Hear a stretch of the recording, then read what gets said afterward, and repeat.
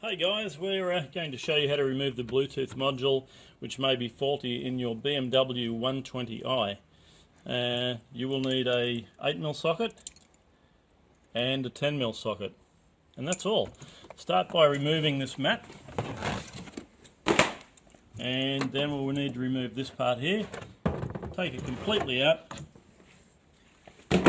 and that will expose the Bluetooth module. Right, next thing we need to do is remove these two 10mm nuts, and you'll need a socket set just to loosen them. It will have two electrical cables at the front. You'll need to push that centerpiece and then pull it towards you, and it will come off.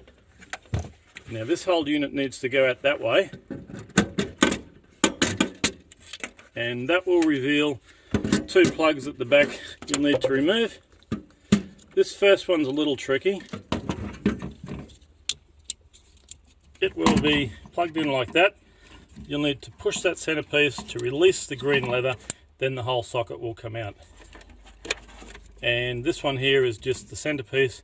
Push it in, pull the whole socket out. Now it's held on with 4 8mm nuts. You can remove it because that's the only piece we'll need to repair, and you can send it off to Supertech Electronics for repair.